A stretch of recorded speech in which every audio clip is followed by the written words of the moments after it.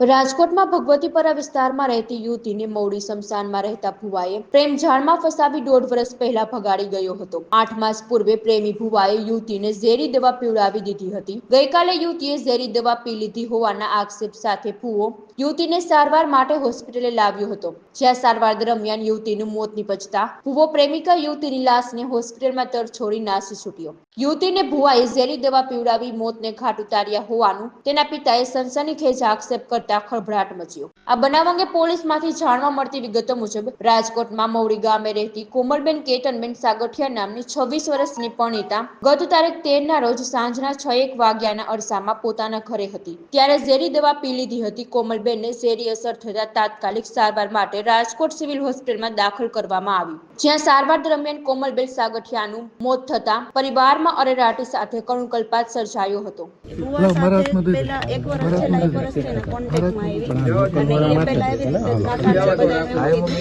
તારા પપ્પા છે ને ગુજરી જશે તો એના માટે વિધિ કરાવી પડશે, તો એમાં હલવાઈ ગઈ દાણા જોવામાં ને એમાં બધે। તો ત્યારે 5મા મહિનાની 1 તારીખે પહેલી વાર દવા પી ગઈ હતી, ત્યારે એ સુસાઇડ નોટમાં બધું લખેલું હતું કે હું કેતન સાગઠિયાના ત્રાસથી દવા પીવું છું, એ મારી ઉપર દેણું કરી નાખ્યું છે, મારી ઉપર લોન લઈને બધી વાપરી નાખી છે, બધું એવું લખેલું હતું। ત્યારે અમે ફરિયાદ કરી હતી, બધું કર્યું હતું। પછી અમે એને ઘરે લઈ આવ્યા, ત્યાંથી મારા મોટા બાપુના ઘરે ખોડિયાલપરામાં મેં એને રાખી। પછી 9 તારીખ 5મા મહિનાની 9 તારીખે એ પાછી વહી ગઈ એની સાથે। પછી અમને ફોન આવ્યો એનો 3-4 મહિના પછી, દવા પહેલી વાર પીધી એના 3-4 મહિના પછી અમને ફોન આવ્યો કે મને આવડા બહુ હેરાન કરે, શારીરિક રીતે અને માનસિક રીતે હેરાન કરે છે, તો તમે બધા આવો। તમારા ઘરના અમે બધા ગયા એને લેવા, તો ત્યારે એવડા એ આવા નહોતી અમારી સાથે। 10 મહિનાથી તો એની સાથે જ છે। અમે પણ ઈ જ જોઈ, અમે ઈ જ વિચારમાં છે કે કઈ રીતે એટલી સાથે વહી ગઈ, અને એને ઓલરેડી 2 ઘરવાળી તો છે જ, અને ઈ આ જ કામ કરે છે, ભુવાનું જોવાનું। હા કરેલું છું, પણ બહાર નથી આવ્યું, કેમ કે કોઈ બદનામી હિસાબે કે એવી રીતે કોઈ બહાર ન પાડે એટલા માટે। અને અત્યારે હોળીના દિવસે રાત્રે અમને પોલીસ વાળા ઘરે કહેવાય કે તમારી દીકરી આવી રીતે સુસાઇડ કરેલું છે, કે એ બળજબરીથી જે લોકોએ પીવડાવી દીધી લાગે છે અમને, કેમ કે મેં બધું જોયું બોડીમાં એને બધા નિશાન છે, એને માયરું હોય એવા ચાંભાના નિશાન છે, બટકા ભરેલા હોય એના એવા નિશાન છે, આખા શરીરમાં એને એવા નિશાન છે।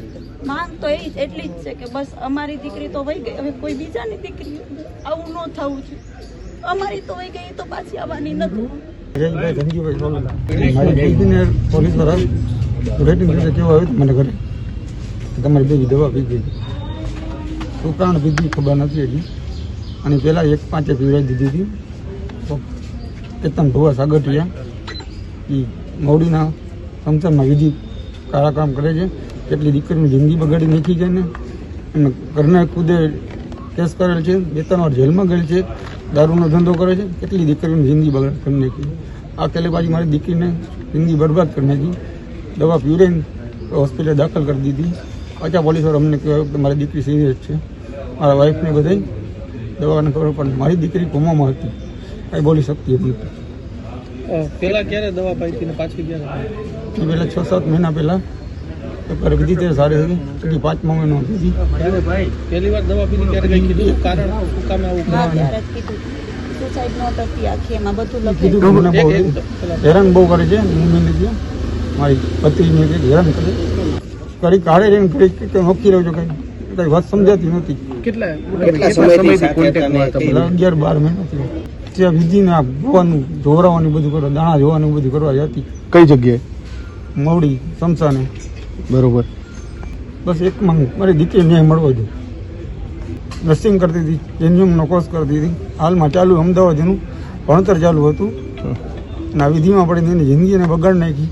ઓલા કેતન સાગઠિયાએ કેટલી દીકરીની જિંદગી બગાડ નાખી છે, એનો તમે નિર્ણય મને લ્યો। મારી છોકરીનો ન્યાય મને એવું કરી દો। અવારનવાર છાપે ચડેલ છે, જેલમાં જ ગઈ છે, કેટલી દીકરીની જિંદગી બગાડી દીધી। અને આ મેલી વિદ્યા બધી એટલે પૈસા પડશે ને તારા ઘરમાં તારા પપ્પા મરી જશે, તારા પપ્પામાંથી ઓકે મેલી વિદ્યા કરી નાખી, એ બધી ધમકી મારતી તમારી બેબી એમાં ગાંડી થઈ ગઈ, આમાં ગૂંચવાઈ ગઈ હતી। મીડિયા વાળાને એક જ છે કે મારી દીકરી નહીં